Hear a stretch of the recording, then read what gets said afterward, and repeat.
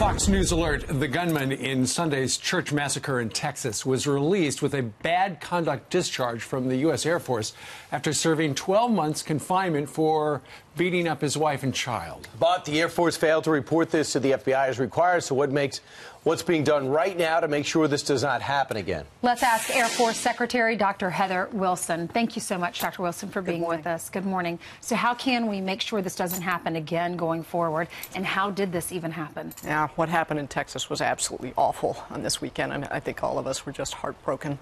But that's why we've launched a full-scale review of what happened in this case and every other one like it.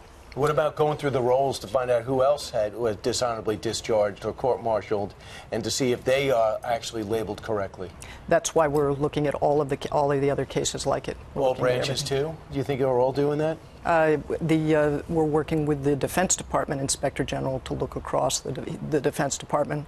My responsibility is to make sure the Air Force is checked. Sure, because there are different degrees of essentially a badness. If you are dishonorably discharged, that does not necessarily mean you can't get a gun, right? That's true. In this case, it should have been reported and put in the database, and that's why we've launched this complete, wide, full-scale review of this case and of all others like it. But his crimes were so bad that he should not have been able to get a gun. That's correct. Okay. Here is Ted Cruz last night with Shannon Bream. Under federal law, it was illegal for this individual to purchase a firearm. He had a conviction for a crime that's punishable by more than a year in prison, and he had a conviction for multiple domestic violence crimes. Both of those, it's already ineligible. But several things happened. Number one, the Air Force, the Obama administration, didn't report those convictions to the NCIS database. That's an endemic problem. It's a problem with the federal government. It's a problem with the states. And so when he went in to buy the guns, they ran the background check, and they didn't find it because it wasn't in the database. Do you see it as a problem? Endemic? Is Senator Cruz characterizing that accurately?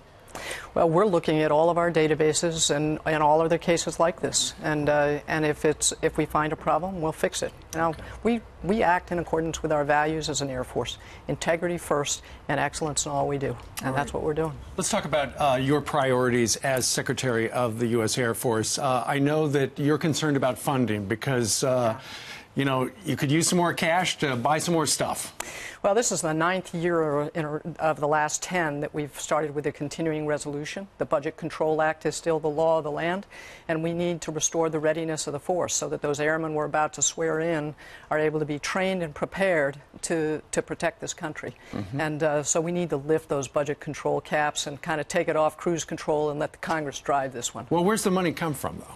Well, the Congress needs to prepare. It's not like Congress spends money wisely in every case. I'm sorry? It's not like Washington spends our money wisely when we send it to them. Well, my job is to cost-effectively modernize this force and make sure we use every dollar to improve the readiness and lethality of the Air Force. No branch has been leaned on more than the Air Force. You guys have been nonstop, really, since the first Persian Gulf War. 27 straight years the United States Air Force has been in combat, and our readiness has declined.